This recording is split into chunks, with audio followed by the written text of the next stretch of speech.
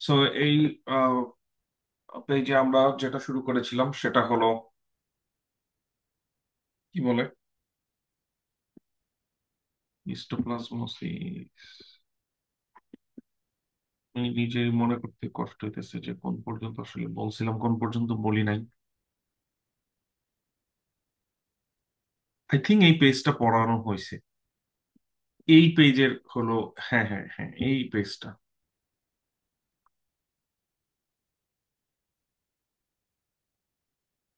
তাই না? হ্যাঁ, এই পেজটা, রাইট। আগের পেজটা পড়ানো হয়েছে, এই পেজে হলো আমরা সাডেনলি একটা স্টপ নিয়েছিলাম। আমরা সেই পেজ, এই পেজটা আর একটু টাচ করি, তারপর আমরা 151-এ যাব। যেটা বলছিলাম যে ক্রিপ্টোকক্কাস নিওফরম্যান্স, এটা নিয়ে আমাদের কথা ছিল। ক্রিপ্টোকক্কাস নিওফরম্যান্সটা আমাদের আই গেস পড়ানো শেষ। যে জিজ্ঞেস করবে আন্ডার মাইক্রোস্কোপ কি দেখা যায়, ইন্ডিয়া ইঙ্ক, ক্লিয়ার হ্যালো, এই কথাগুলো। মেনিনজাইটিস নিয়ে আসতে পারে, নিউমোনিয়া নিয়ে আসতে পারে, ইমিউনো কম্প্রোমাইজড পেশেন্ট। তারপরে ট্রিটমেন্ট হিসেবে দিব এমফোটেরিসিন বি। সবগুলো কথা এখানে, সবগুলো কথা না, আমি যে কথাগুলো বলেছি এগুলো ইম্পর্টেন্ট। মিউকোর এবং রাইজোপাস থেকে বলেছিলাম যে ডায়াবেটিক কিটোসিডোসিসের সাথে এটা সম্পর্ক। এটা ইনভেসিভ ডিজিজ, এটা সেরেব্রাল অ্যাবসেস করতে পারে, এটা ক্যাভার্নাস সাইনাস করতে পারে। এটার ক্ষেত্রে আমরা অ্যাম্ফোটেরিসিন বি দিব। ভেরি ভেরি হাই এল পরীক্ষা প্রশ্ন আসবে আসবে। তারপরের টপিকে আমরা চলে যাচ্ছি, সেটা হলো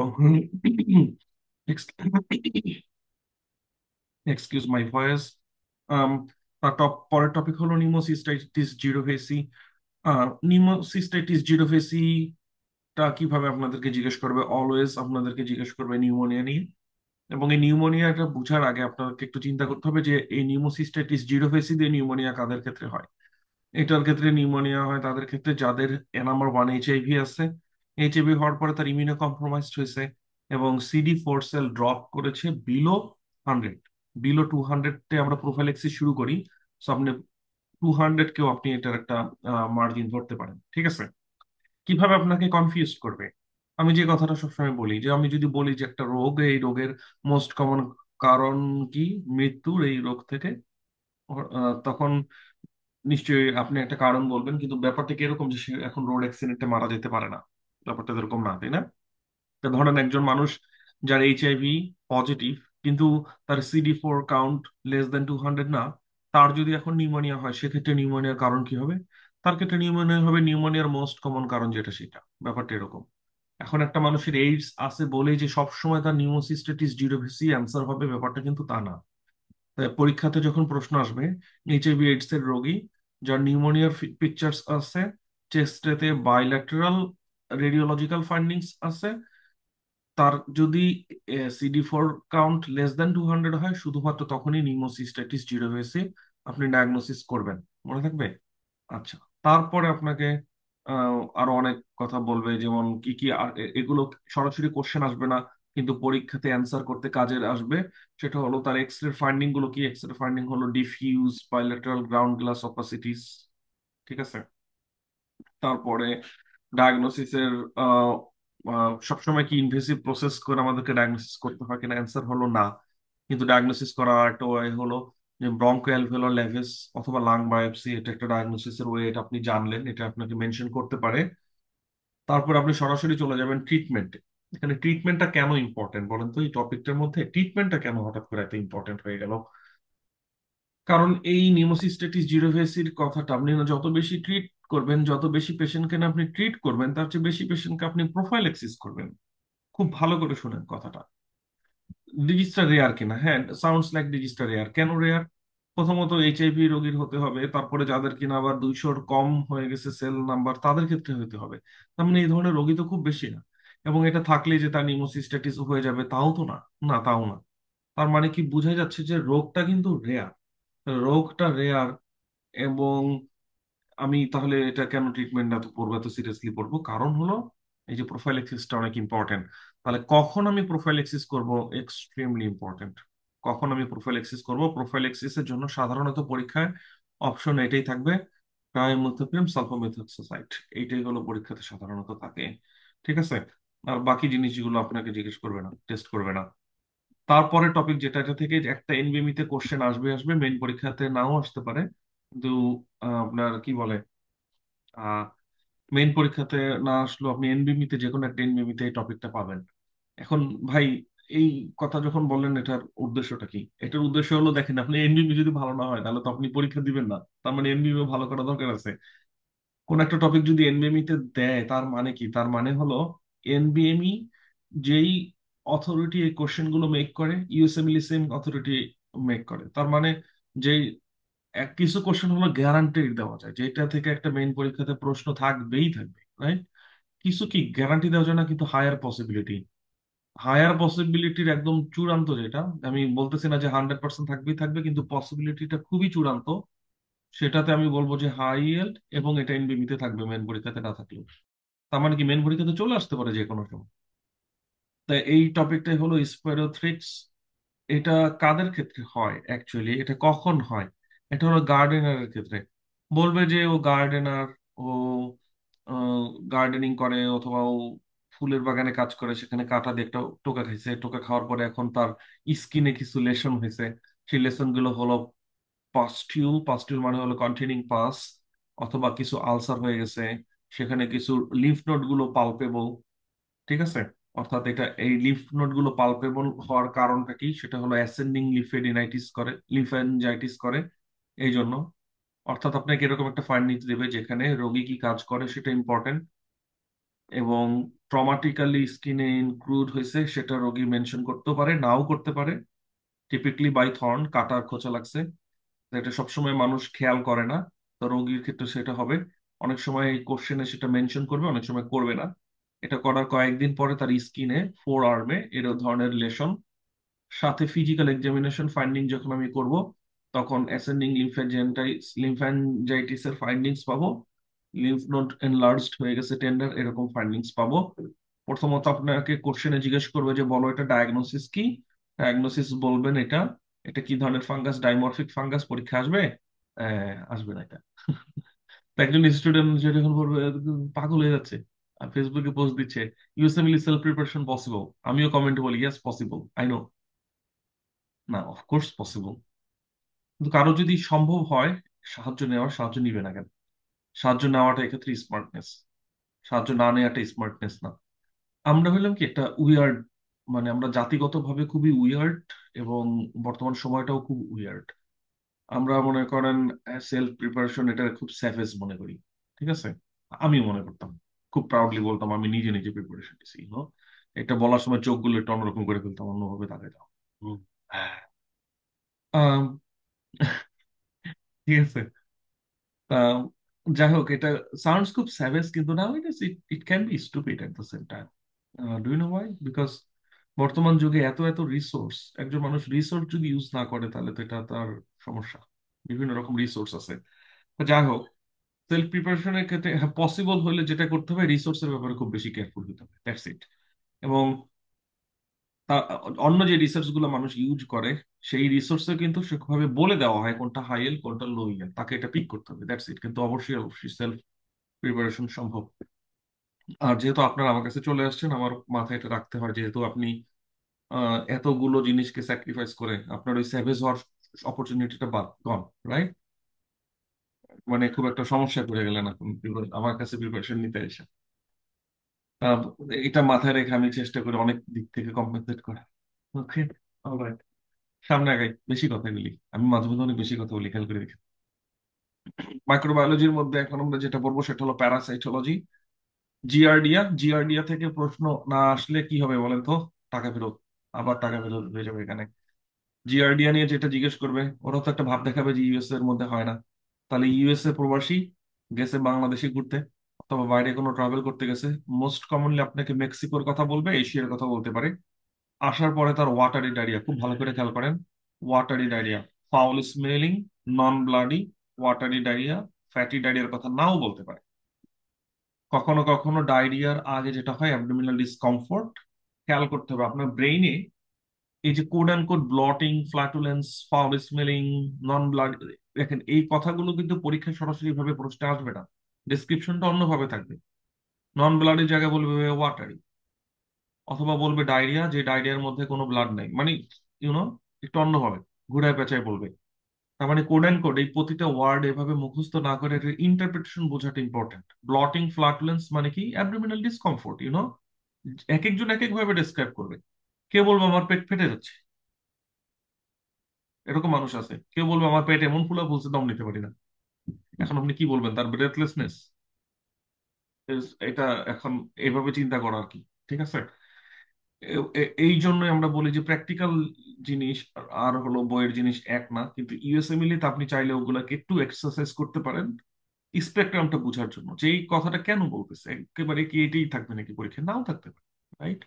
টেক দ্য কি কি পয়েন্ট, যে কি নিয়ে কথা বলতে চাইতেছি আমরা এখানে। আচ্ছা, তারপরের কথা হলো, এরকম একটা সিনারিও দিলেই ধরে নিবেন এটা জিআরডিএ।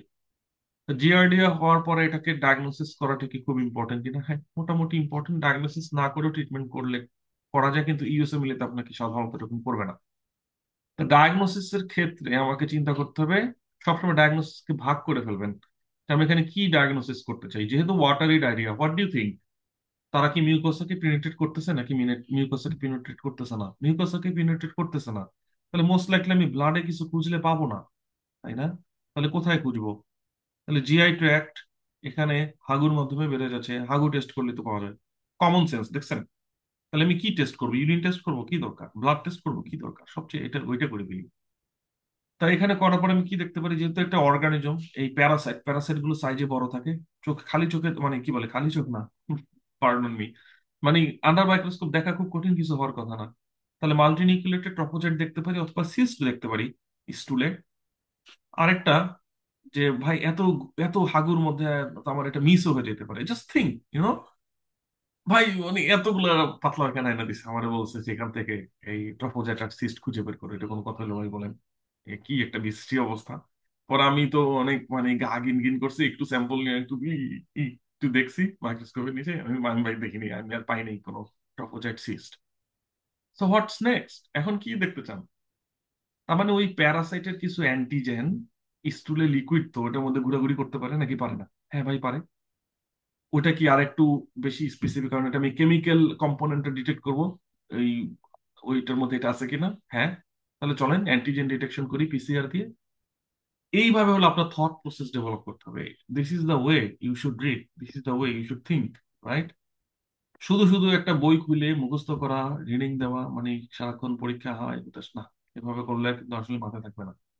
এখন আপনি আজকে থেকে যদি আমি আপনাকে যেভাবে থিঙ্ক করতে বললাম, এভাবে, এখন আমি প্রতিটা টপিক এভাবে পড়াই না, এটা সম্ভব না আসলে। কিন্তু আপনাকে এরকম একটা প্র্যাকটিস করতে হবে যে আমি মানে আমার থিঙ্কিংটাকে ডেভেলপ হচ্ছে কিনা, রেশনাল থিঙ্কিংটা ডেভেলপ হচ্ছে কিনা, বা আমি করতেছি কিনা পড়তে বসে।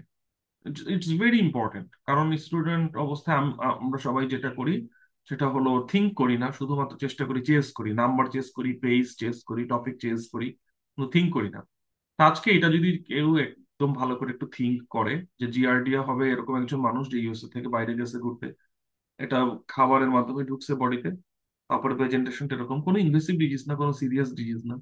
তবে হ্যাঁ, এটা একটা লং হিস্ট্রি থাকতে পারে, অনেক দিনের ধরে এরকম সমস্যা হতে পারে। এখন আমি ডায়াগনোসিস করার এই উপায় আছে। এবং যেহেতু এটা একটা প্যারাসাইট, এখন আমি প্যারাসাইটের জন্য মেট্রোনিডাজল দিতে পারি, টিনাডাজল দিতে পারি, অথবা নাইটা নাইটাজক্সোনাইড দিতে পারি। রাইট, এগুলো দিতে পারি। সবচেয়ে কমনলি যেটা আসবে পরীক্ষা সেটা হলো মেট্রোনিডাজল দিয়ে ট্রিটমেন্ট হয়ে যাচ্ছে কিনা। তাহলে এটা কি খুব কঠিন কিছু? দেখবেন খুব কঠিন কিছু না। এন্টাময়বা হিস্টোলাইটিকা যে কাজ করে, যে ডিজিজ করে, সেটা হলো ব্লাডি ডায়রিয়া। সি, যখনই ব্লাডি ডায়রিয়া, তার মানে কি মিউকোসাতে যদি পিক না করে তাহলে কি ব্লাড বেরোতো? ব্লাড বেরোতো না। মিউকোসাতে যেহেতু পিক করতেছে, তার ভিতরে যে ব্লাড ভেসেল, সেখানেও তো সে ঢুকে যেতে পারে একটু সময়, নাকি পারে না? পারে। সে ব্লাড ভেসেলে ঢুকে, তাহলে কি ব্লাডের মাধ্যমে ঘুরে ঘুরে অন্য জায়গায় যেতে পারে? হ্যাঁ পারে। চলে যাবে কোথায়? তাহলে কোলনের ব্লাড গুলো কোথায় যাচ্ছে, ইন্টেস্টিনের ব্লাড গুলো কোথায় যাচ্ছে ড্রেন করার পরে? লিভারে। তাহলে সব প্রথম যে জায়গায় সে স্টপ নিবে সেটা হলো লিভার। তাহলে লিভারে যে সে আবার গ্রো হবে, গ্রো হওয়ার পরে সারাউন্ডিং টিস্যু ড্যামেজ করবে, লিভার অ্যাবসেস। তো প্রথমে মিউকোসাকে ইরিটেট করলো, ব্লাডি ডায়রিয়া, লিভারে চলে গেল, লিভার অ্যাবসেস। অ্যানকোভি পেস্ট এক্সোডেট, এই অ্যানকোভি পেস্ট এইটার একটা ছবি দিতে পারে অ্যাবসেসটা দেখতে কিরকম, গুগল করে দেখে নেবেন। এখন লিভারে যদি চলে যায় তাহলে right upper quadrant pain, histology of colon biopsy করলে ফ্লাস্ক শেপ আলসার পাওয়া যেতে পারে। ঠিক আছে, এগেন এত দূর হয়তো বা জিজ্ঞেস করে না। সেরোলজিতে এখন আমরা কি বলবো, অ্যান্টিজেন টেস্ট করতে পারি, কিছু আমরা স্টুলে দেখতে পারবো। আর মানে এখানে আপনাদেরকে সবচেয়ে বেশি যেটা জিজ্ঞেস করবে সেটা হলো ডায়াগনোসিসটা করতে পারি কিনা কমপ্লিকেশন হিসেবে, লিভার অ্যাবসেস এবং কমপ্লিকেশনে পৌঁছে গেছে সেই কমপ্লিকেশন ডায়াগনোসিস করতে পারি কিনা সেটা, এবং ট্রিটমেন্ট হিসেবে আমি কি দিতে পারি সেটা শেষ। ক্রিপ্টোস্পোরিডিয়ামের ক্ষেত্রে যেটা ইম্পর্টেন্ট সেটা হলো ডায়রিয়া হবে এইডস এর পেশেন্টের ক্ষেত্রে, ওসিস্ট ইন দ্য ওয়াটার, এটা জিজ্ঞেস করার সম্ভাবনা খুব একটা বেশি নাই, বাট মোটামুটি আইডিয়া রাখেন। টক্সোপ্লাজমা গন্ডি, টক্সোপ্লাজমা টক্সোপ্লাজমোসিস টক্সোপ্লাজমোসিস হলো ইউএসএমএল এর one of the favourite topic.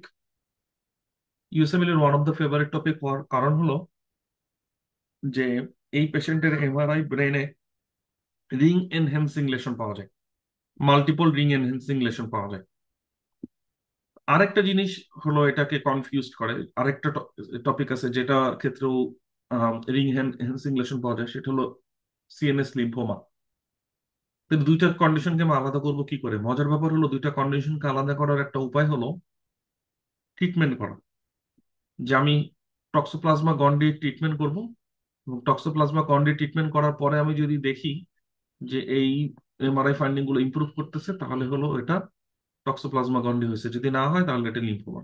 এবং লিটারালি জিনিসটা এটাই। মজার ব্যাপার হলো দুইটা কন্ডিশনের জন্যই রিস্ক ফ্যাক্টরটা সিমিলার। এখন আপনাদের মধ্যে মানে মাথায় নেক্সট কোশ্চেন আসবে যে ভাই, সিএসএফ যদি আমরা অ্যান্টিজেন টেস্ট করি তাহলে কি এটা বোঝা সম্ভব? মানে সিএসএফ এ অ্যান্টিজেন টেস্ট করলে বোঝা সম্ভব, ব্লাডে টেস্ট করলে এটা বোঝা সম্ভব না। এই কারণে কারণ অলমোস্ট সব পেশেন্টই জীবনে কোনো না কোনো সময় টক্সোপ্লাজমার এক্সপোজারে গিয়েছিল। দ্যাটস ওয়াই তাদের ওই সেরোলজি অ্যান্টিবডি যদি টেস্ট করা হয় তখন এটা পজিটিভ পাওয়া যায়। এজন্য এই টেস্টটা খুব একটা রিলায়েবল না। আরেক করা যায়, সেটা যদি বায়োপসি করা যেতে পারে সেক্ষেত্রে এটা পসিবল। ওকে, টক্সোপ্লাজমা গন্ডির ক্ষেত্রে তাহলে আমরা কি বলি? আর সিএসএফ সিএসএফ এর সেরোলজির কথা এখানে মেনশনই করা নেই, সেটা খুব ফ্রিকোয়েন্টলি নেগেটিভ আসে, অর্থাৎ ওইটাও খুব একটা ভালো রিলায়েবল না। টক্সোপ্লাজমা গন্ডি জিনিসটা কি? টক্সোপ্লাজমা গন্ডি ক্ষেত্রে যেটা হয় সেটা হলো রিঅ্যাক্টিভেশন হয় এইডস এর ক্ষেত্রে, তারপরে ব্রেন অ্যাবসেস ফর্মেশন হয়। টক্সোপ্লাজমা গন্ডির আরেকটা টপিক ইউএসএমএল তে আসবে, সেটা হলো কনজেনিটাল টক্সোপ্লাজমোসিস। কনজেনিটাল টক্সোপ্লাজমোসিসের যে ট্রিয়াড গুলো, সেই ট্রিয়াড গুলো কি কি? Extremely extremely important. কিন্তু অ্যাগেন এটা এখন মনে রাখাটা কষ্ট হয়ে যাবে, আপনাকে মনে রাখতে হবে যেটা সিনারিও যখন আসবে তখন ফেল করবেন সেটা দিয়ে। আর এখন এমনিতে ট্রাই করবেন আর কি, কিন্তু ইভেনচুয়ালি এটা ম্যাচিউর হবে আপনি যখন ওয়ার্ল্ড সলভ করবেন, সিনারিওস দেখবেন তখন। ট্রান্সমিশন হলো সিস্ট ইন দ্য মিট, এটা হলো মোস্ট কমন এভাবে। আর মায়েদের ক্ষেত্রে যেটা হয় প্লাসেন্টা ক্রস করতে পারে, এই জন্য প্লাসেন্টা ক্রস করতে পারে এই জন্য আর কি ঘটনাটা ঘটে। আর ওই ওই যে বিড়ালের হাগু দিয়ে আর কি এটা ট্রান্সমিশন হচ্ছে, বেশি বেশি বিড়াল পালা যায়। তারপরের কথা হলো নেলগেরিয়া ফলেরি, এটা পড়ার দরকার নাই। তারপরে আপনি সরাসরি চলে আসবেন ট্রাইপ্যানোসোমা ব্রুসিতে। ট্রাইপ্যানোসোমা ব্রুসি ট্রাইপ্যানোসোমা ব্রুসিও খুব একটা যে মানে খুব একটা ইম্পর্টেন্ট ব্যাপারটা এরকম না, এটাও লাগবে না। আহ, কিছু মিস করতেছি কিনা আমি নিজে একবার দেখে ফেলি। ওকে, নাই। তারপরের টপিকে চলে আসি আমরা, সেটা হলো প্লাজমা। আচ্ছা, আমি আপনাদেরকে এমআরআই ফাইন্ডিং দেখাতে চাইছিলাম, এই যে এটা হলো এমআরআই ফাইন্ডিং। ফ্রিকোয়েন্টলি এটা পরীক্ষা থাকবে। এমআরআই ফাইন্ডিং এটা বোঝা যাচ্ছে যেটা, সেটা হলো রিং এনহ্যান্সিং লেশন। ব্রেনের মধ্যে যে জিনিসগুলো এরকম সাদা হয়ে গেছে সেটা হলো কন্ট্রাস্ট এনহ্যান্সমেন্ট। প্রোটোজোয়া হেমাটোলজিক ইনফেকশনের মধ্যে প্লাসমোডিয়াম থেকে পরীক্ষা প্রশ্ন আসার সম্ভাবনা বেশি। সো অ্যাগেন ট্রাভেল হিস্ট্রিটা ইম্পর্টেন্ট। এখান থেকে আরো একটা জিনিস যেটা ইম্পর্টেন্ট, আরেকটা জিনিস যেটা ইম্পর্টেন্ট সেটা হলো তারা একটা কি বলে হিপনোজাইট অবস্থায় থাকে, তারা একটা আহ, তারা রিঅ্যাক্টিভেশন হয়ে যেতে পারে, তারা একটা ইনঅ্যাক্টিভেটেড ফেজে থাকে, এটা পরীক্ষা অনেক সময় জিজ্ঞেস করে। ম্যানেজমেন্ট সম্পর্কে, ম্যানেজমেন্টের অপশন গুলো জানা উচিত, যে ক্লোরোকুইন দিয়ে ম্যানেজমেন্ট করা যেতে পারে, মেফ্লোকুইন দিয়ে ম্যানেজমেন্ট করা যেতে পারে। আর যখন আমরা একটা পেশেন্টকে কুইনাইন দেই আহ, সেটা দেওয়ার আগে আমাদেরকে মেক শিওর করতে হবে যে তার G6PD ডেফিসিয়েন্সি আছে কিনা। আমরা মনে আছে কিনা জানি না, G6PD ডেফিসিয়েন্সি আমরা পড়েছিলাম হেমাটোলজিতে, যে কিছু কিছু ড্রাগের কারণে সেই অক্সিডেটিভ স্ট্রেস বৃদ্ধি পায়, এবং সেই অক্সিডেটিভ স্ট্রেস যদি বৃদ্ধি পায় তখন তার হেমোলাইসিস ক্রাইসিস হবে, তার হঠাৎ করে হেমোলাইসিস বেড়ে যাবে। এটা ডায়াগনোসিসের জন্য ব্লাড স্মিয়ার করলে ট্রপোজেট পাওয়া যেতে পারে। আর হিপনোজেটের কথা যেটা বলেছিলাম যে সুপ্ত অবস্থায় থাকে, এই সুপ্ত অবস্থাকে টার্গেট করে যে ড্রাগটা সেটা হলো প্রিমাকুইন। শুধুমাত্র একটা ওয়ার্ড, একটা সেন্টেন্স যদি এখান থেকে পড়েন এই টেবিলের সবচেয়ে ইম্পর্টেন্ট যেটা, সেটা হলো একটা সেন্টেন্স, সেটা হলো প্রিমাকুইন। ব্যাবেসিয়া কখনো কখনো ইম্পর্টেন্ট আসতে পারে, আসার মতন। সে নিয়ে আসে ফিভার এবং হেমোলাইটিক অ্যানিমিয়া। অ্যাগেন জিওগ্রাফিক্যাল প্রেফারেন্সটা খুবই ইম্পর্টেন্ট। নর্থ ইস্টার্ন এবং নর্থ সেন্ট্রাল ইউনাইটেড স্টেটে পাওয়া যেতে পারে। যেসব পেশেন্টের স্প্লিন নেই, স্প্লেনিয়া আছে, তাদের ক্ষেত্রে এটা রিস্ক সবচেয়ে বেশি। আর হলো, যেটার মেইন কারণ হলো এটা ইনফেক্টেড আরবিসি গুলোকে সে ক্লিয়ার করতে পারে না। যখন এই কথাটা বলবো তখন আপনার মাথায় চলে আসতেছে তার মানে কি আরবিসির ভেতরে অর্গানিজমটা থাকে? অ্যান্সার হলো হ্যাঁ, আরবিসির ভেতরে অর্গানিজমটা থাকে। আপনার ব্রেনে যখন সিগন্যাল দিবেন তখন আপনার ব্রেনকে বলবেন যে আমরা জানি আরবিসির মধ্যে তাহলে দুইটা অর্গানিজম পাওয়া যায়, একটা হলো প্লাজমোডিয়াম আর একটা হলো বেবিসিয়া। ব্লাড স্মিয়ার করলে দুইটা জিনিস পাওয়া যেতে পারে, রিং ফর্ম এটাকে বলা হয় D1, ম্যালটেস ক্রস এটাকে হলো D2। আর একটা কাজ করতে পারি সেটা হলো, সরি কি সে বলতেছি, D1 D2 মানে D1 হলো এখানে আর কি দেখাইছে যে ডি পিকচারে গেলেন, যাওয়ার পরে আপনি দেখলেন যে রিং লাইক এর স্ট্রাকচার, এটা হলো রিং লাইক স্ট্রাকচার। এখন আপনাকে এরকম পিবিএফ দেখতে হবে, পেরিফেরাল ব্লাড ফিল্ম। সেখানে আরবিসি গুলোর মধ্যে তো আমাদের এরকম কোনো পার্পেল কালার এই জিনিসগুলো আমাদের থাকার কথা না, তাই না? তাহলে আরবিসির ভেতরে যদি এরকম পার্পল কালার, এরকম রিং কালার কিছু, রিং শেপ কিছু থাকে, তখন আপনাকে চিন্তা করতে হবে এটা ব্যাবেসিয়া। ওই যে আগেন আমি বলছি আপনাদেরকে, ছবি সবকিছু তো থাকে না, যখন টুকটাক থাকে সেগুলো পারতে হবে। এটা হলো অনেকটা এরকম একটা জিনিস।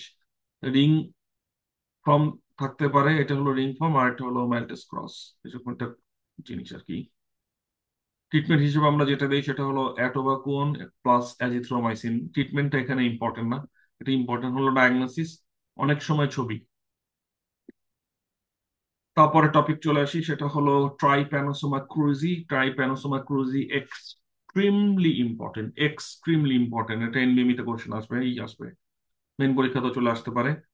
ট্রাইপ্যানোসোমা ক্রুজি নিয়ে আপনাকে যেটা বলবে যে ব্রাজিল আশেপাশে, ইউএস এর আশেপাশে এদিকে ঘোরাঘুরি করছে বা ওইখানে ছিল, ওইখানকার বাসিন্দা, সামথিং লাইক দ্যাট। আসার পরে এখন তার প্রেজেন্টেশনের মধ্যে কি কি জিনিস ডায়ালেটেড থাকতে পারে? Dilated heart, dilated colon, dilated oesophagus.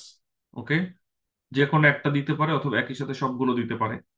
এটাকে বলা হয় চ্যাগাস ডিজিজ অথবা ট্রাইপ্যানোসোমা ক্রুজি। আপনাকে এই ডায়ালেটেড ইসোফেগাস অথবা ডায়ালেটেড কোলনের কথা বলবে, পেশেন্টের হ্যাবিটেটের কথা বলবে যে পেশেন্ট কোথায় ছিল, তারপরে আপনাকে বলবে যে ঠিক আছে কোন অর্গানিজমের ডায়াগনোসিস এসে তুমি সেটা বলো। বাকি অন্য কিছু এখানে আসার সম্ভাবনাটা খুবই কম আসলে। ঠিক আছে। আর আর কি, এটা ট্রিটমেন্ট, ট্রিটমেন্টও জিজ্ঞেস করবেন না এটার ক্ষেত্রে। শুধুমাত্র এই ট্রাইপ্যানোসোমা ক্রুজিতে এই ডিজিজ গুলো হয় একটু বুঝেন কিনা, একটু বুঝলে মোর দেন এনাফ। লিশম্যানিয়া স্পেসিস দিয়ে কি হয়? লিশম্যানিয়া স্পেসিস দিয়ে কালাজার হতে পারে, কিউটেনিয়াস লিশম্যানিয়াসিস হতে পারে। মোটামুটি স্যান্ড ফ্লাইয়ের সাথে রিলেটেড, মোটামুটি ইম্পর্টেন্ট। কিছু পার্টিকুলার এরিয়াতে হবে, সব জায়গায় হয় না ওয়ার্ল্ডের। সো এগেইন আপনাকে ট্রাভেল হিস্ট্রি দিতে পারে, অথবা ওই জায়গার মানুষ এখানে আসছে এরকম কথা বলতে পারে। Trichomonas vaginalis extremely important for USMLE. So আমরা ভ্যাজাইনাল, তিনটা ভ্যাজাইনাল কন্ডিশন আছে, সেটা একসাথে টেবিল করা, সেটা আমরা সামনে পাবো, সেখান থেকে পড়াই দিব। সো ট্রাইকোমোনাস ভ্যাজাইনালিস এটা আগেন একটা প্যারাসাইট দিয়ে। তো প্যারাসাইট গুলো ইউজুয়ালি ফাউল স্মেল ক্রিয়েট করে, এখানে foul smell, foul smelling greenish discharge. এই গ্রিনিশটা হলো এখানকার জন্য ইম্পর্টেন্ট। আহ এটার সাথে আপনি কনফিউজ হয়ে যাবেন গার্ডেনালা ভ্যাজিনালিস, আমরা দেখবো সামনে যে একসাথে কম্পেয়ার করে পড়বো তখন। এটা হলো, এটার ক্ষেত্রে আপনাকে জিজ্ঞেস করবে ট্রিটমেন্ট কি দিবা। ওকে, এটার ক্ষেত্রে ট্রিটমেন্টটা খুবই ইম্পর্টেন্ট। স্ট্রবেরি সার্ভিক্স, এই কথাগুলো আপনাকে কখনো জিজ্ঞেস করবে না যে বলো স্ট্রবেরি সার্ভিক্স কোথায় পাওয়া যায়, অথবা বলবে না যে ট্রাইকোমোনাস ভ্যাজানালিস এর ক্ষেত্রে কি পাওয়া যায়, আপনি অ্যান্সার দিলেন স্ট্রবেরি সার্ভিক্স, এইভাবে প্রশ্ন আসবে না। কিন্তু স্ট্রবেরি সার্ভিক্স এর এই ফাইন্ডিংসটা হয়তো বা আপনাকে ওই যে একটা সিনারিও ডেসক্রাইব করবে সেইখানে আপনাকে মেনশন করবে। আপনি মোটাইল ট্রফোজাইট গুলো দেখতে পারেন স্মিয়ার নেওয়ার পরে। এটা অ্যাগেন আপনাকে সরাসরি জিজ্ঞেস করবে না, আপনাকে জিজ্ঞেস করবে কিভাবে ওই সিনারিওতে দেওয়া থাকবে। ট্রিটমেন্টের মধ্যে এখানে ইম্পর্টেন্ট ব্যাপার হলো যে পেশেন্টের পার্টনারকে ট্রিটমেন্ট করতে হবে, ওদের এটা প্রোফাইলাক্সিস বলি আর যেটাই করি না কেন, এবং তার আদার এসটিআই সম্পর্কে ট্রিটমেন্ট করতে হবে অথবা চেক করতে হবে। হুম, কিছু নেমাটোডের রাউটের কথা বলা হয়েছে, চাইলে একবার দেখে নিতে পারেন। আহ, দেখা যাক আমরা সামনে কি কি পাই। সো নেমাটোডের মধ্যে এন্টোরোবিয়াস, ভার্মিকুইস, পিন ওয়ার্ম। পিন ওয়ার্মের কথা বাচ্চাদের ক্ষেত্রে নিয়ে আসতে পারে, তখন বলবে যে এক্সট্রিম পেরিয়ানাল ইচিং, এই কথা বলতে পারে। ডায়াগনোসিস কি, ট্রিটমেন্ট কি, এগেন খুব বেশি ইম্পর্টেন্ট না। অ্যাসকারিয়াসিস এর কথা বলতে পারে। অ্যাসকারিয়াসিস থেকে আপনাকে যেটা বলবে যে অ্যালভিউলাই পর্যন্ত ছড়ায় যেতে পারে এবং লফলার সিনড্রোম ডেভেলপ করতে পারে, পালমোনারি ইসোনোফিলিয়া। অনেক সময় এটা দেয়, এগেন খুব একটা বেশি কমন না। সে কমপ্লিকেশন গুলো নিয়ে পড়া দরকার, যে ধরেন থার্ড ওয়ার্ল্ড কান্ট্রির কোন একটা মানুষ এখানে আসছে, আসার পরে এরকম হয়েছে বা এরকম কিছু একটা দিবে। ঠিক আছে, দেখবেন থার্ড ওয়ার্ল্ড কান্ট্রির সাথে কোনো না কোনো ভাবে সে কোরিলেট করছে। কোন একটা ওয়ার্ম দিয়ে এরকম আইলোসিক্যাল ভালভ অবস্ট্রাকশন, ইন্টেস্টিনাল অবস্ট্রাকশন অথবা বিলিয়ারি অবস্ট্রাকশন এগুলো হইলো, তখন আপনি এটাকে কি বলবেন, ডায়াগনোসিস কি বলবেন, সেটা নিয়ে আপনাকে জিজ্ঞেস করবে।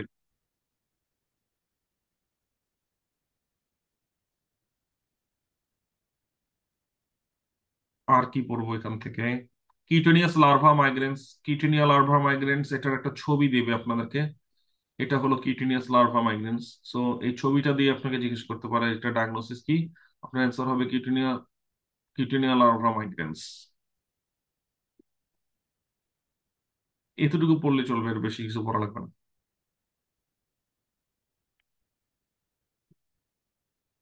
ফাইলেরিয়াসিসটা পড়তে পারেন, লিম্ফেটিক ফাইলেরিয়াসিস কোন অর্গানিজম দিয়ে হয়, সিমটম কখন তৈরি হয়, অর্গানিজমের নাম টাম এগুলো দেখতে পারেন, ট্রিটমেন্ট কি। মোটামুটি অত বেশি ইম্পর্টেন্ট না। সিস্টোডের মধ্যে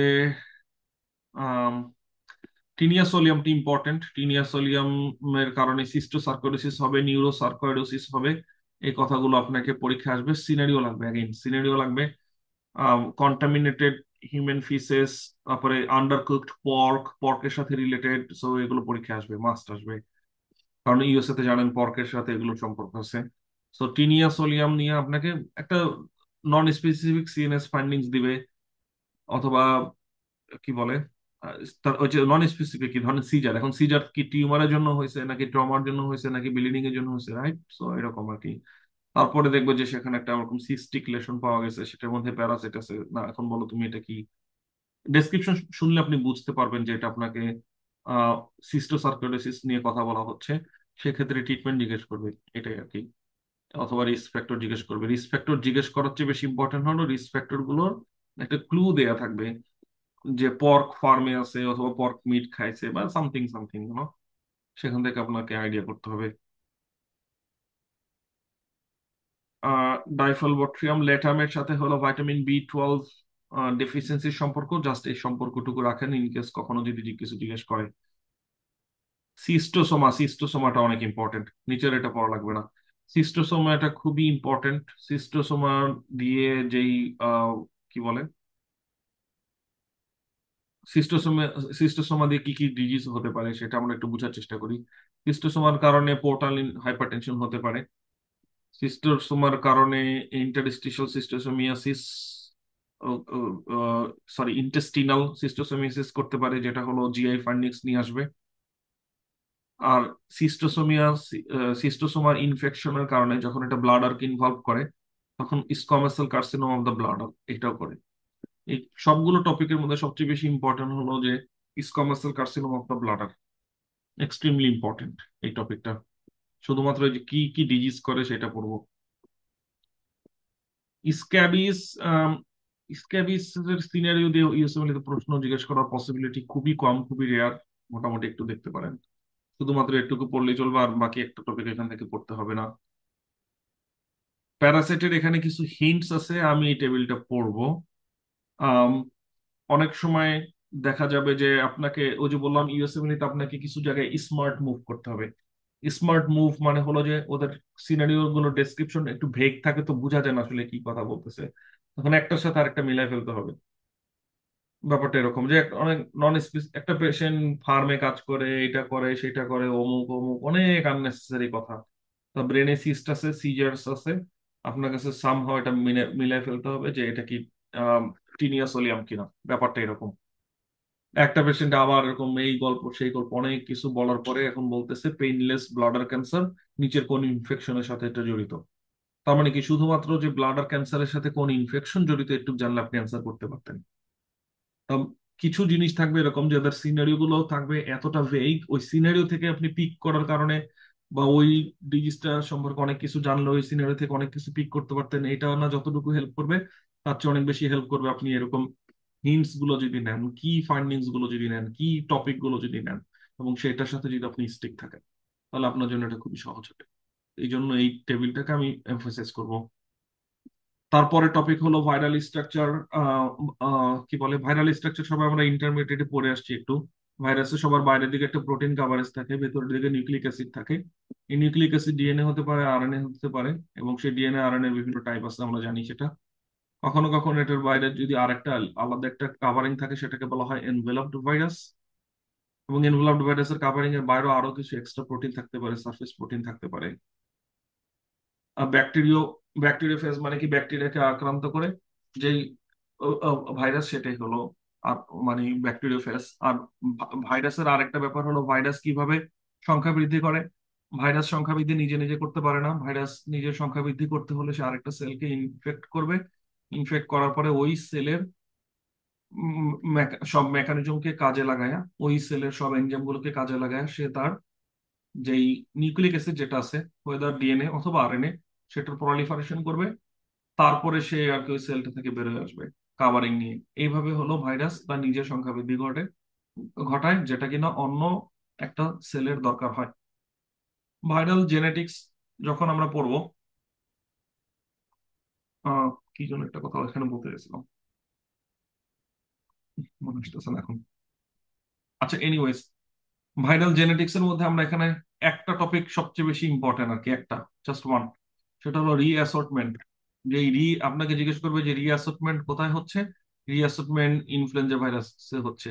রিঅ্যাসর্টমেন্ট হওয়ার কারণে কি হইতেছে, তার অ্যান্টিজেনিসিটি চেঞ্জ হয়ে যাচ্ছে। জাস্ট খালি একটা কথা মাথায় ঢুকে রাখি, এর বেশি কিচ্ছু ডিটেলস পড়তে হবে না। ডিটেলস না পড়ার একটা মেইন কারণ হলো আমাদের পরীক্ষাটা এখন পাস ফেল। শুধু শুধু এটার পেছনে আধা ঘন্টা 1 ঘন্টা একটা প্রশ্নের জন্য দেওয়ার কোনো দরকার নাই, যে প্রশ্নটা আসা না আসার কোনো গ্যারান্টি নেই আসলে। যদি এরকম হয়তো যে আসবে আসবে, তাহলে অবশ্যই আমরা অনেক বেশি ফোকাস করতাম। ঠিক আছে, ছবি দিয়ে আমরা কিছু জিনিস চিন্তা করতে পারি। সেটা হলো রিকম্বিনেশন। রিকম্বিনেশন পরীক্ষা আসার পসিবিলিটি খুবই কম, যে দুইটা ভাইরাস একসাথে কম্বাইন হয়ে গেছে। রিঅ্যাসর্টমেন্টটাতে একটু আমরা ফোকাস করে আসেন। সো রিঅ্যাসর্টমেন্টটা প্রথম কথা জিজ্ঞেস করবে যে এটা কোন ভাইরাসে হয়, বা কোন ভাইরাসে কোন একটা ভাইরাস যার ইমিউনোজেনিসিটি চেঞ্জ হয়ে গেল, তার অ্যান্টিজেন চেঞ্জ হয়ে গেল, এই কারণে ভ্যাকসিন হেল্প করতেছে না। অথবা সাডেনলি তার আউটব্রেক হলো, এটার কারণ কি, তার অ্যান্টিজেন চেঞ্জ হয়ে গেছে, মানুষের এটার এগেনস্ট ইমিউনিটি নাই, তাই তো, এগুলোই হলো চেঞ্জ। তাহলে এটা কিভাবে হয়েছে? তাহলে রিঅ্যাসর্টমেন্ট কথাটা যখন আপনি অ্যান্সার সিলেক্ট করবেন, কয়েকটা জিনিস খেয়াল করতে হবে। যে তার জিনোমটা সেগমেন্টেড, সেগমেন্টেড জিনোম, এরকম ভাইরাসের উদাহরণ হলো ইনফ্লুয়েঞ্জা। এই সেগমেন্টেড জেনোম ম্যাটেরিয়াল গুলো তারা একটা আরেকটার সাথে এক্সচেঞ্জ করে একটা নতুন কম্বিনেশন তৈরি করে ফেলছে। ঠিক আছে, reassortment of the genetic segments, genetic segment গুলোর মধ্যে হলো তাদের একটা চেঞ্জ হয়েছে। আমরা যদি প্রথমে বাম পাশের যেই ভাইরাসটা আছে সেটাকে যদি আমরা খেয়াল করি, তার হলো ব্লু কালারের জিন। সে যে অ্যান্টিজেন গুলো তৈরি করতে, এখানে যে কাভারিংটা তৈরি করতেছে তার ওয়ালে, সবগুলো ব্লু কম্পোনেন্ট। আর এটা হলো গ্রিন, দুইজন একসাথে কম্বাইন হয়ে গেল। কম্বাইন হওয়ার কারণে এখন তার কাভারিং এর মধ্যে তার অ্যান্টিজেনের যে সারফেসটা, সেখানে আমি ব্লু দেখতে পাচ্ছি, গ্রিনও দেখতে পাচ্ছি।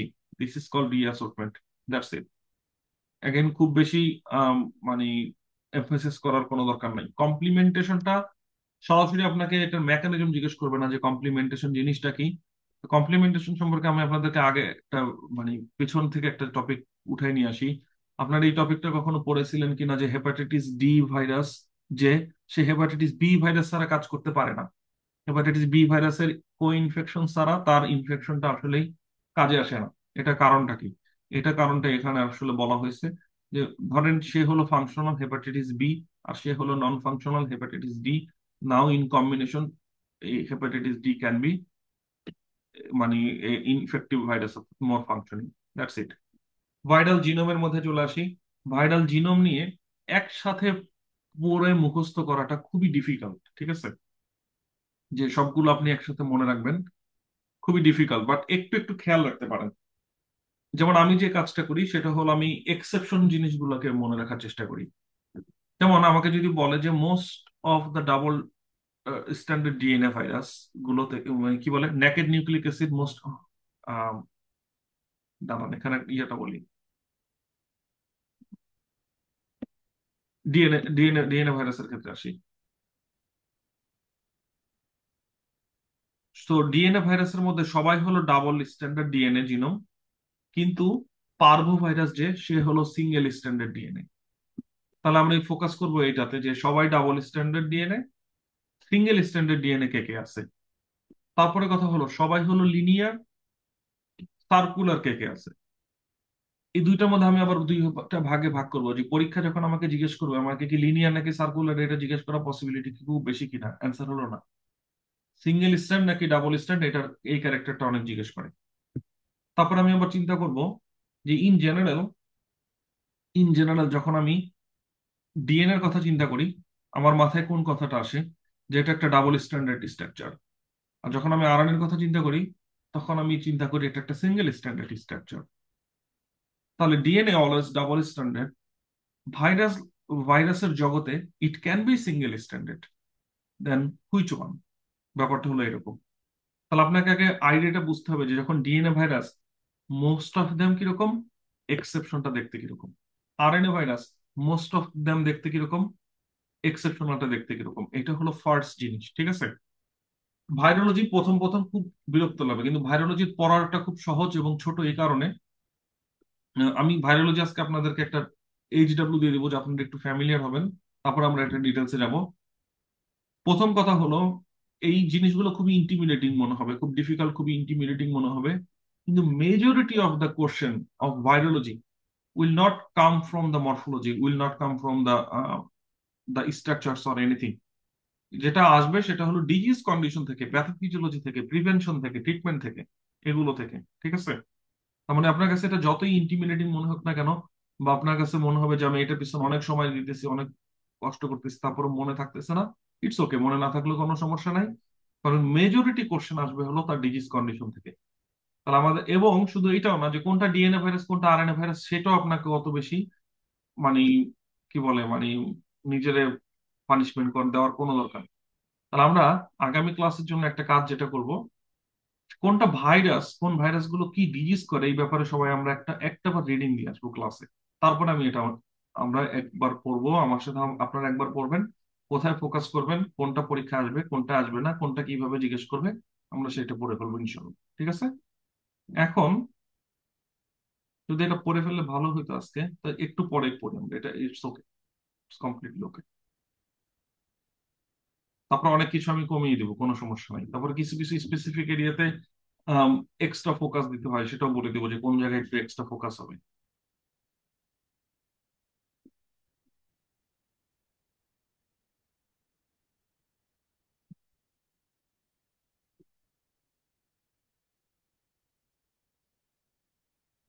হুম, আমি এখন যেটা বলতে চাচ্ছি সেটা হলো আমরা মাইক্রোবায়োলজি সিস্টেম, মোটামুটি ব্যাকটেরিওলজি পড়ে অথবা যে কোনো সময় খুব দ্রুত মাইক্রো কি বলে এই সিস্টেমে টিকে চলে আসা দরকার।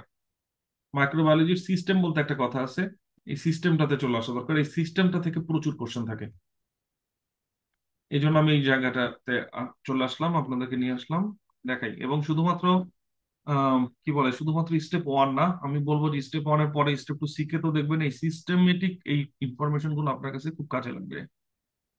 প্রথম টপিক হলো নর্মাল ব্যাকটেরিয়া অর্থাৎ নর্মাল ফ্লোরা। আমাদের বডির কোন পার্টে কি কি নর্মাল ফ্লোরা আছে, খুব ইম্পর্টেন্ট কিনা, অ্যান্সার হলো খুব ইম্পর্টেন্ট না। পরীক্ষা আসবে কিনা, পরীক্ষা আসবে না, কিন্তু এটা হেল্প করে, অনেক সময় অনেক কিছু ডায়াগনোসিস করতে হেল্প করে। এই জন্য আমরা একটু একটু দেখবো। বাগস causing food born illness extremely important, এবং সাথে এটার সোর্স অফ ইনফেকশন অথবা রিস্ক ফ্যাক্টর বলা আছে। অর্থাৎ প্রশ্নের মধ্যে এই হিন্টস গুলো দেয়া থাকবে, যে আন্ডারকুক মিট খাইছে, ও ডেইলি প্রোডাক্ট খাইছে, ও পোল্ট্রি মিট খাইছে, ও রিহিটেড রাইস খাইছে, ঠিক আছে, ফ্রাইড রাইস খাইছে, এসব আর কি। তাহলে কি কি জিনিস হলো আমাদের ফুড পয়জনিং এর সাথে রিলেটেড? সাথে আমরা নিজেরা যখন করবো একটু এক্সারসাইজ করবো, কোনটা টক্সিন দিয়ে হয় আর কোনটা সরাসরি অর্গানিজম দিয়ে হয়। আই থিঙ্ক সামনে আছে এটা। তাহলে আমরা এটার কন্ডিশন গুলো বোঝার চেষ্টা করবো, ঠিক আছে? কোন অর্গানিজম কি কন্ডিশন, কোন অর্গানিজম কি কন্ডিশন বা কি তার রিস্ক ফ্যাক্টর। তারপরের টপিক হলো again continuation, bug causing diarrhoea. Bug causing diarrhoea এটা হলো ব্লাডি ডায়রিয়া। ব্লাডি ডায়রিয়া কারা কারা করে? তো যখনই আমার কাছে একটা ডায়রিয়ার পেশেন্ট আসে যে বলে bloody diarrhoea versus watery diarrhoea, এভাবে আমরা হলো থিঙ্ক করি ক্লিনিক্যালি। আমরা দুই ভাগে ভাগ করে ফেলতে পারি, acute diarrhoea versus chronic diarrhoea. আমরা আবার থিঙ্ক করতে পারি যেটা কি ইনফেকশাস কজ নাকি নন ইনফেকশাস কজ। সো ক্লিনিক্যালি যখন আপনি হ্যান্ডেল করবেন কোনো রোগী অথবা কোশ্চেন, চিন্তা করতে হবে যে ডায়রিয়াটা কি ইনফেকশাস নাকি নন ইনফেকশাস। তারপরে চিন্তা করতে হবে এটা কি ব্লাডি ডায়রিয়া নাকি ওয়াটারি ডায়রিয়া। তারপরে আপনি চিন্তা করতে হবে যে আসলে কোন অর্গানিজম দিয়ে হচ্ছে, কিভাবে ট্রান্সমিশন হয়েছে, অনেকগুলো ফেজের মাধ্যমে দিয়ে আপনি যাবেন সেই ডায়াগনোসিসের ডিসিশন ডিসিশন নেওয়ার জন্য। সো অ্যাগেন এখানে হলো গ্রুপ করে দেওয়া আছে। যখন গ্রুপ করছে তখন আপনাকে খেয়াল রাখতে হবে যে কোনটা বেশি বেশি কমন, কোন জিনিসগুলো বেশি বেশি কমন, এবং সেটিংটা একটু বোঝার চেষ্টা করতে হবে। ফর এক্সাম্পল ক্লোস্ট্রিডিয়াম ডিফিসিলি, এটা কখন কমন? এটা কমন একটা পেশেন্টের রিসেন্ট হসপিটালাইজেশন এবং অ্যান্টিবায়োটিক থেরাপি, তাই না? ব্যাপারটা এরকম, আপনাকে একটু থিঙ্ক করতে হবে যে কোনটা কার ক্ষেত্রে কখন কমন। সো শুধুমাত্র এই টেবিলগুলো মুখস্থ করার মাধ্যমে আপনি কোনো ফায়দা হবে না। আপনাকে যেটা করতে হবে যে আপনি অলরেডি এই অর্গানিজম সম্পর্কে পড়েছেন, অলরেডি অর্গানিজম গুলো কিভাবে ট্রান্সমিশন হয়, রিস্ক ফ্যাক্টর কি, কোন কন্ডিশনে পেশেন্ট, মানে কি ক্লু থাকলে বুঝবো যে ইনফেকশন এটা দিয়ে হয়েছে, সেই জিনিসগুলো আপনার মাথায় থাকবে। এবং আপনি as a part of HW আপনি এখানে পাশে সেগুলো লিখে রাখবেন। এবং তারপর একত্রিত করবেন যে ওকে, এই পেশেন্টের ক্ষেত্রে ব্লাডি ডায়রিয়া মোস্ট লাইকলি কারণ হলো এটা। ব্যাপারটা হলো এইভাবে আমরা ডিসিশনে আঁকাবো, কিন্তু আপনাকে নিজেকে এখানে কিছু এইচডব্লিউ করতে হবে। Common causes of pneumonia. Common causes of pneumonia যদি নিওনেট হয়, অ্যাগেন খুবই ইম্পর্টেন্ট, পরীক্ষা আসবে। নিওনাটাল সেপসিস ইউএসএমএল তো খুব ইম্পর্টেন্ট, নিওনাটাল ইনফেকশন ইউএসএমএল তো খুব ইম্পর্টেন্ট। গ্রুপ বি স্ট্রেপ্টোকক্কাই দিয়ে হতে পারে, ইকোলাই দিয়ে হতে পারে, বেশি কমন হলো গ্রুপ বি স্ট্রেপ্টোকক্কাই। এখন নিওনাটাল সেপসিস এর কথা যদি আমি চিন্তা করি, যার বয়স কিনা 4 সপ্তাহ কম, তাহলে তাদের ক্ষেত্রে আমি যখন অ্যান্টিবায়োটিক কাভারেজ দিব, এখন আমরা আবার অ্যান্টিবায়োটিক কাভারেজের কথা একটু একটু চিন্তা করা শুরু করে দিব। আমাকে মাথায় রাখতে হবে যে এই দুইটা জিনিস অ্যান্টিবায়োটিক যেন কাভার করে। তারপরে টপিকে চলে আসি, চিলড্রেনের ক্ষেত্রে কি কি দিয়ে নিউমোনিয়া হতে পারে, এটা না পড়লেও চলবে। অ্যাডাল্টের ক্ষেত্রে কি কি দিয়ে হতে পারে, মোটামুটি একটু আইডিয়া নিব কি কি দিয়ে হতে পারে। মানে অ্যাডাল্ট 18 থেকে 40, 40 থেকে 65, খেয়াল করে দেখেন। যদি 40 থেকে 65 মোটামুটি এই অ্যাডাল্ট গ্রুপটাকে যদি আমরা খেয়াল করি, তাহলে নিউমোনিয়ার মেইন কারণ হলো, মোস্ট কমন কজ হলো streptococcus pneumoniae. নিউমোনিয়ার most common cause হলো স্ট্রেপ্টোককাস নিউমোনি। তারপরে যদি আমি জিজ্ঞেস করি যে তারপরে কি দিয়ে নিউমোনিয়া হতে পারে, নন টাইপেবল হেমোফিলাস ইনফ্লুয়েঞ্জি, ঠিক আছে। আর একটা হেলদি অ্যাডাল্ট, ইয়ং অ্যাডাল্ট, যার ক্ষেত্রে নিউমোনিয়া হয়েছে, খুব বেশি সিক না, তার মানে বুঝতে পারতেছেন আমি কোন নিউমোনিয়ার কথা বলতেছি, মাইক্রোপ্লাজমা নিয়ে কথা বলতেছি। ওকে, সো এইভাবে একটু থিঙ্ক করতে হবে, থিঙ্ক করে করে করে করে সামনে আগাইতে হবে। স্পেশাল গ্রুপের মধ্যে কি হতে পারে? অ্যালকোহল ওভার ইউজ, খুব alcoholic patient, alcohol over use ওর মেন্টাল স্ট্যাটাস ঠিক থাকে না, অ্যাসপিরেশন করে ফেলে। অথবা অ্যালকোহলিক পেশেন্ট নিউমোনিয়া নিয়ে আসছে, ক্লেপসিলার কথা চিন্তা করব, অ্যানারোবের কথা চিন্তা করব যখন দেখবো যে তার অ্যাসপিরেশনের রিস্ক আছে। এবং অ্যাসপিরেশন হলে মাল্টিপল অর্গানিজম আপনাকে বলবে যে অ্যাসপিরেশন নিউমোনিয়ার কথাটা এভাবে বলবে যে তার স্পুটাম কালচার করছি, কালচারে গ্রো করছে মাল্টিপল অর্গানিজম, মাল্টিপল ক্যারেক্টারের অর্গানিজম, মাল্টিপল মরফোলজির অর্গানিজম, মানে অনেক ধরনের অর্গানিজম। তখন চিন্তা করবেন একটা অর্গানিজম দিয়ে তো হয় নাই, তার মানে কি এটা মুখের কোনো কন্টেন্ট আসছে? কারণ আমরা জানি আমাদের মুখের মধ্যে যে অনেকগুলো ব্যাকটেরিয়া থাকে, অনেক রকম ব্যাকটেরিয়া থাকে। এই জন্য সিঙ্গেল অর্গানিজম দিয়ে ইনফেকশন না, অনেকগুলো দিয়ে infection. Injection drug use, IV drug অ্যাবিউজারদের ক্ষেত্রে কি দিয়ে হতে পারে pneumonia?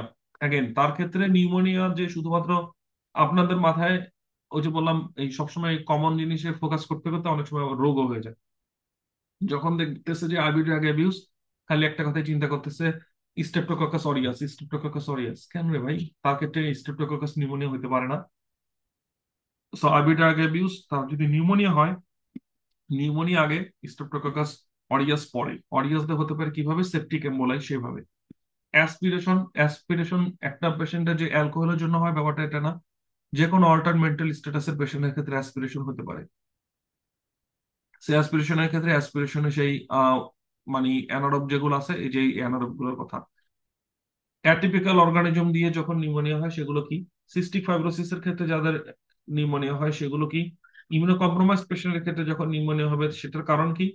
Health care associated, extremely important, health care associated setting এ, ভেন্টিলেটর অ্যাসোসিয়েটেড নিউমোনিয়া অথবা হসপিটালে যে নিউমোনিয়া, সেটার মধ্যে হলো স্টেফাইলোকক্কাস অরিয়াস, সিডোমোনাস এগুলো দিয়ে হলো বেশি হয়। ঠিক আছে। তারপরে পোস্ট ভাইরাল, যে শুরু হয়েছিল ইনফ্লুয়েঞ্জা দিয়ে, শুরু হয়েছিল ভাইরাল ইলনেস, ভাইরাল নিউমোনিয়া, কিন্তু সেটা প্রোগ্রেস করছে ব্যাকটেরিয়ালে। এটা একটা খুব কমন প্রোগ্রেশন।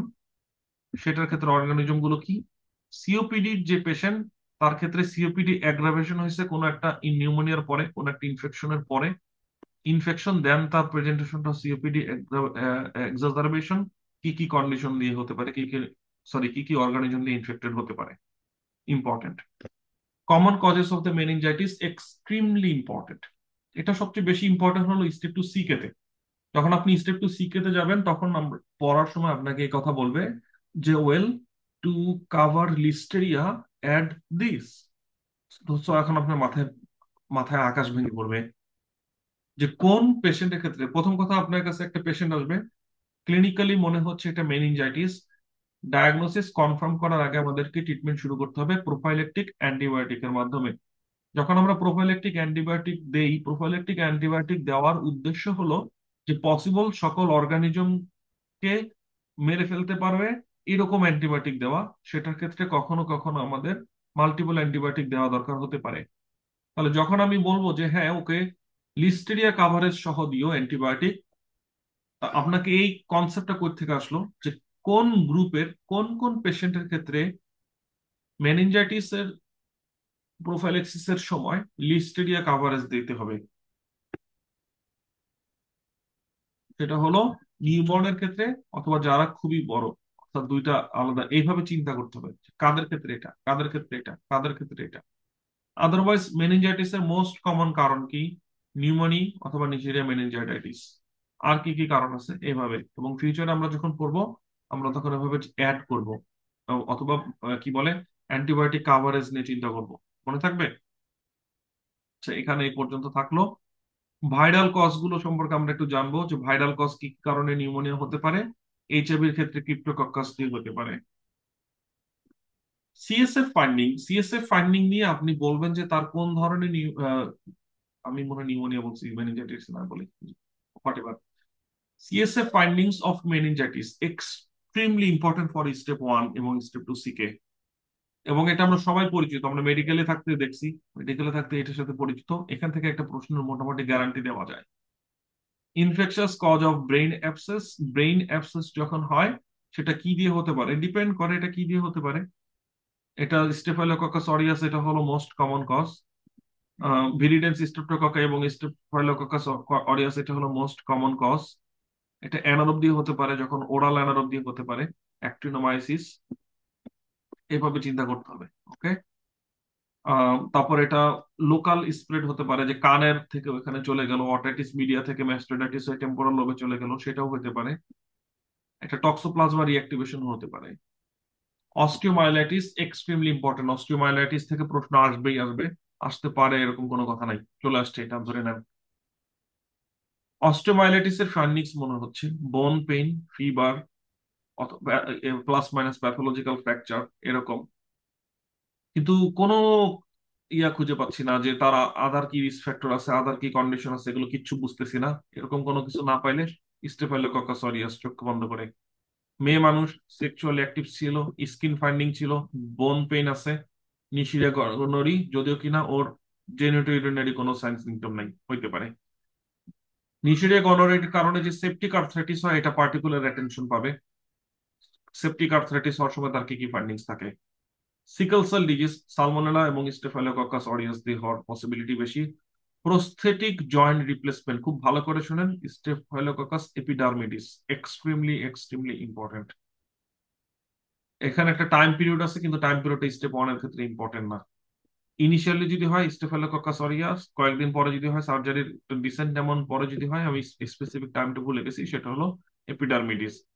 ভার্টিব্রাল ইনভলভমেন্ট যদি হয় স্টেফাইলোককাস অরিয়াস, খুবই কমন, নিউরোসার্জারিতে আসলে এই কনসাল্ট দেখতে দেখতে জীবন শেষ হয়ে যাবে। অথবা mycobacterium tuberculosis, again less common, ইউএসএমএলই যখন দিতে যাবেন তখন। ক্যাট এবং ডগ বাইট দিছে, অস্ট্রেলিয়া, এবং এটা ডিপেন্ড করে কোথায় বাইট দিছে সেখানে। ইনজেকশন যে কিনা আইভি ড্রাগ অ্যাবিউজার, তার ক্ষেত্রে staphylococcus aureus most common, pseudomonas আরো less less common, candida less common.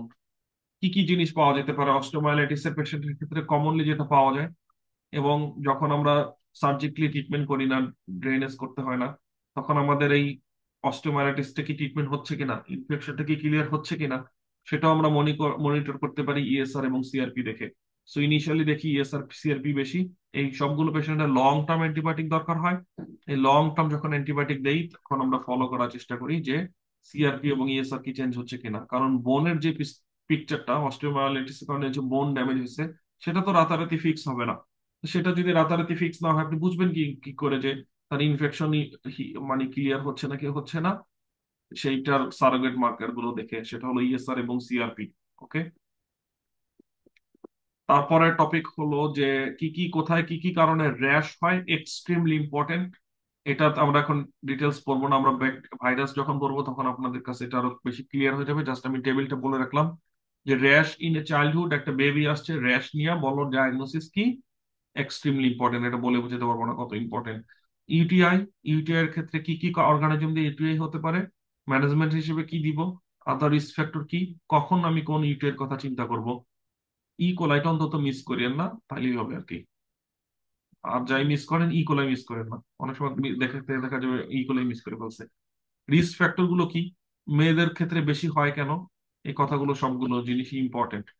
UTI এর ফার্স্ট ফেজ হলো ইউরেথ্রাইটিস, তারপরে হলো সিস্টাইটিস, তারপরে সেটা উপরের দিকে যদি অ্যাসেন্ড করে সেটা হলো পাইলোনেফ্রাইটিস। অ্যাসেন্ড করলে তখন আপনি অ্যাডিশনাল কিছু সিস্টেমিক সিমটম পাবেন, কিছু ফাইন্ডিংস পাবেন, এগুলো আমি নেফ্রোলজি পড়ানোর সময় পড়াইছি। কমন ভ্যাজানাল ইনফেকশন, এইটা থেকে খালি এনবিমি দিবেন আর কোশ্চেন পাবেন। যতগুলো এনবিমি দিবেন প্রতিটা এনবিমিতে এইখান থেকে কোশ্চেন আসবে। মেন পরীক্ষা দিতে যাবেন সেখানেও এখান থেকে কোশ্চেন আসবে। আর এই কোশ্চেনটা যে এত ওপেন করে দিলাম যে প্রশ্ন আসবেই আসবে, না পারলে খুব আফসোস হবে। কি কি জিনিসে ফোকাস করবেন? প্রথমে থিঙ্ক করবেন তিনটা ডিজিজ নিয়ে আমরা ডিল করতেছি: ব্যাকটেরিয়া, প্যারাসাইট, আর হলো ফাঙ্গাস, ক্যান্ডিডা। কোনো ইনফ্লামেশনের সাইন সিমটম নাই, খালি এটা ব্যাকটেরিয়াল ওভারগ্রো হয়েছে, অ্যাকচুয়ালি কোনো ইনফ্লামেশন করতেছে না। Thin white discharge, fishy odour, প্রতিটা কথা এখান থেকে ইম্পর্টেন্ট। এবং ওরা এগুলো ডেসক্রিপশনে কোশ্চেনের ইয়াতে এগুলো বলবে আর কি।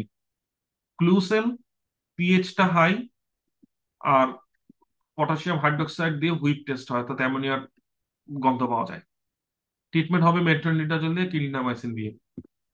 ট্রাইকোমোনাস ভ্যাজিনালিস, এক্ষেত্রে ইনফ্লামেশন প্রেজেন্ট, যেহেতু ইনফ্লামেশন প্রেজেন্ট এফেক্ট করবে সার্ভিক্সকে, তার সারাউন্ডিং স্ট্রাকচার, স্ট্রবেরি সার্ভিক্স।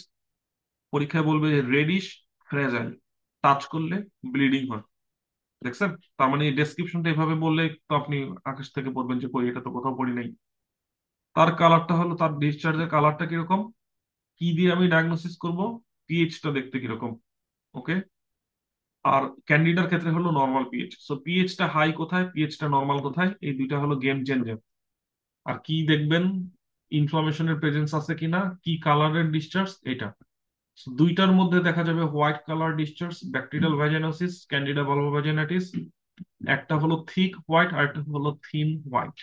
একটার মধ্যে ইনফ্লামেশন আছে আর একটার মধ্যে ইনফ্লামেশন নাই। সো 1 নম্বর আর 3 নম্বরের মধ্যে বেশি কনফিউশন হবে। একটার মধ্যে হলো নর্মাল পিএইচ আর একটার মধ্যে হলো হাই পিএইচ। আপনাকে সরাসরি যদি এখন জিজ্ঞেস করে যে ট্রিটমেন্ট কি, তার মানে সরাসরি ট্রিটমেন্ট জিজ্ঞেস করলেও বোঝা যাবে যে আপনি আসলে কন্ডিশনটাকে ডায়াগনোসিস করতে পারছেন নাকি করতে পারেন নাই। সেক্সুয়ালি ট্রান্সমিটেড ইনফেকশনস এর মধ্যে কি কি আছে, সবগুলোর নাম, কি কি অর্গানিজম ট্রান্সমিশন হতে পারে, মানে অনেক বড় লিস্ট মনে হইতেছে না? ভালোই। এবং তারা কি কি ডিজিজ নিয়ে আসে, তারা কি কি প্রেজেন্টেশন নিয়ে আসে। তো যখন আপনি সবগুলো টপিক পড়া হয়ে যাবে তখন এটা আপনার কাছে সহজ মনে হবে, একদম সহজ মনে হবে। কিন্তু this is something very very high yield, এটা পরীক্ষার জন্য খুবই খুবই হাই ইয়েল্ড। এবং ডিফারেন্সিয়েট করতে হবে একটা সাথে আরেকটাকে। টর্চ ইনফেকশন অর্থাৎ প্লাসেন্টা ক্রস করবে, বেবিকে এফেক্ট করবে, অ্যাগেন অর্গানিজম গুলো সম্পর্কে দেখবেন পড়া হয়ে গেছে। এখন আপনাকে খালি কম্পেয়ার করতে হবে যে বেবির ক্ষেত্রে এটা কিভাবে প্রেজেন্টেশন হবে। Pelvic inflammatory disease, one of the most high yield topic USMLE এর জন্য। কিন্তু এটা আপনাকে মোস্ট কমনলি যেটা জিজ্ঞেস করবে সেটা হলো ইদার, এটা মোস্ট কমনলি জিজ্ঞেস করবে আর কি একটোপিক প্রেগনেন্সি হিসেবে। আরেকটা কন্ডিশনে জিজ্ঞেস করতে পারে সেটা হলো পেরি হেপাটাইটিস, ফিটস হার্ট Curtis syndrome, infection inflammation of the liver capsule. Okay, এটা অনেক সময় জিজ্ঞেস করে, এটা জানা থাকা ভালো। কি কি কন্ডিশন দিয়ে এই পেলভিক ইনফ্লামেটরি ডিজিজ হয়, হেলথ কেয়ার অ্যাসোসিয়েটেড ইনফেকশন গুলোর মধ্যে কি কি আছে। অ্যান্টিবায়োটিক যখন ইউজ করি তখন সি ডিফ হতে পারে, ইউএসএ তে শর্টকাটে এটাকে সি ডিফ বলে, watery diarrhoea leucocytosis. Aspiration pneumonia হতে পারে। অ্যাসপিরেশন নিউমোনিয়া কি দিয়ে হচ্ছে, লাংস এর কোন লোবে হচ্ছে, অ্যাগেন সামারাইজ করে দেওয়া। ডিকুবিটাস আলসার যদি হয়, ডিকুবিটাস আলসারে কি দিয়ে ইনফেকশন হতে পারে এবং কেন। ডিকুবিটাস আলসারে গ্রাম নেগেটিভ কোথা থেকে আসবে বলেন তো, ওই যে পায়খানা দিয়েও কন্টামিনেটেড হয়ে যেতে পারে, সেটার জন্য। ইন্ট্রাভ্যাসকুলার ক্যাথেটারের মাধ্যমে হতে পারে। ইন্ট্রাভ্যাসকুলার ক্যাথেটার এখন স্কিন দিয়ে তো সেখানে অ্যাক্সেস হয়েছে, সেই স্কিনের স্টেফাইলোককাস অরিয়াস যেতে পারে। এটা একটা ফরেন বডি, ফরেন বডির উপরে বায়োফিল্ম ডিপোজিশন করে ব্যাকটেরিয়া কলোনাইজেশন করতে পারে। এস এপিডার্মিডিস মেকানিক্যাল ভেন্টিলেশনের জন্য খুব ইম্পর্টেন্ট। সিডোমোনাস দিয়ে হতে পারে, ক্লেপসুলা হতে পারে, স্টেফাইলোককাস অরিয়াস হতে পারে। রিনাল ডায়ালাইসিস ইউনিটে কি H hepatitis B virus, hepatitis C virus হতে পারে, এটা লেস ইম্পর্টেন্ট, পড়া দরকার নাই। লং টার্মে ইউরিনারি ক্যাথেটারাইজেশন করে রাখছি, প্রোটিয়াস ইকোলাই ক্লেপসিয়ালা। ওয়াটার অ্যারোসল দিয়ে লিজিওনেলা, লিজিওনেলা দিয়ে শুধুমাত্র যে ক্রুজ শিপে হবে ব্যাপারটা এরকম না, হেলথ কেয়ার অ্যাসোসিয়েটেড সেটিংও হতে পারে। আনভ্যাকসিনেটেড চাইল্ড, এই কথা নিয়ে আসবে অনেকবার, কারণ এই ইউএসএ তে অ্যান্টিভ্যাক্স গ্রুপের অভাব নাই। আনভ্যাকসিনেটেড চাইল্ড কি নিয়ে প্রেজেন্ট করলে কি চিন্তা করব, র্যাশ নিয়ে আসলে রুবেলা অথবা মিজেলস চিন্তা করব, মেনিনজাইটিস নিয়ে আসলে হেমোফিলাস ইনফ্লুয়েঞ্জি টাইপ বি চিন্তা করব, টিটেনাস নিয়ে আসতে পারে, ক্লোস্ট্রিডিয়াম টিটানি। আর রেসপিরেটরির মধ্যে প্রতিটা টপিক অনেক ইম্পর্টেন্ট, তো যখনই বলবে যে আনভ্যাকসিনেটেড চাইল্ড আপনার মাথায় এই লিস্টটা নিয়ে আসতে হবে। এবং এই জন্য কিছু কিছু জায়গায় এখানে ডিসকাশন সিনারিওটা বুঝতে পারাটা খুব ইম্পর্টেন্ট। আর সাউন্ড কি সবারই শুনতে সমস্যা হচ্ছে নাকি একজন? আর যিনি সাউন্ড শুনতে সমস্যা হচ্ছে, এটা কি অ্যাকিউট অনসেট নাকি ক্রনিক?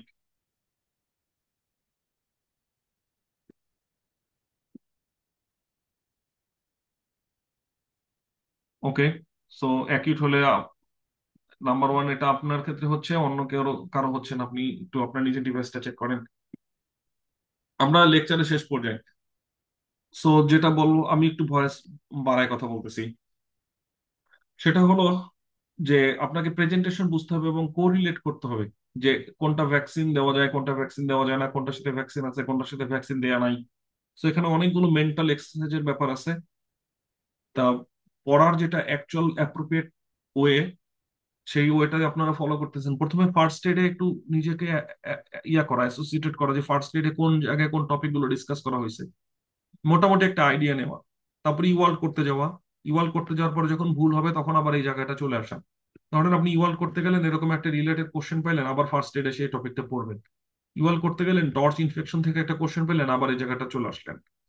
আপনি ইওয়াল্ড করতে গেলেন, একটা কোশ্চেন পাইলেন এসটিডির, এখানে চলে আসলেন। ইওয়াল্ড করতে গেলেন, কোশ্চেনটা ভুল হয়ে গেল, ব্যাকটেরিয়াল ভাইজানোসিস ছিল না ক্যান্ডিডা ভালোভাজিনেটিস ছিল, ভুল হয়ে গেল, আবার এখানে চলে আসলেন। তো তখন আপনার পড়াটা অনেকটা ম্যাচিউর হয়। ঠিক আছে, এই আর কি। কিন্তু এখন যেটা করতেছেন এটা ঠিক আছে। এই পর্যন্ত আমরা আজকে রাখি। আমাদের নেক্সট ক্লাসে আমরা অ্যান্টি মাইক্রোবিয়াল যা যা আছে সেই টপিকগুলো পড়বো, সাথে হলো ভাইরাসটা পড়বো। তাহলে আমাদের মাইক্রোবায়োলজি শেষ হয়ে যাবে ইনশাআল্লাহ। অ্যাগেন, মাইক্রোবায়োলজিতে অনেক অনেক বেশি থিঙ্কিং প্রয়োজন, অনেক অনেক বেশি ক্লিনিক্যাল সিনারিওর সাথে কোরিলেশন প্রয়োজন, যেটা আমরা সবকিছু এখন করতেছি না, কিন্তু ইওয়ার্ল্ড অ্যাসোসিয়েটেড করলে হয়ে যাবে। যেটা দরকার নেই সেটা হলো খুব বেশি মানে ফিজিওলজি যেভাবে পড়ি অবশ্যই এভাবে পড়া কিছু নেই মাইক্রোবায়োলজিতে। ঠিক আছে, সবাইকে অসংখ্য ধন্যবাদ, ভালো থাকবেন। নেক্সট ক্লাস মোস্ট লাইকলি এই উইকেন্ডে হবে ইনশাআল্লাহ।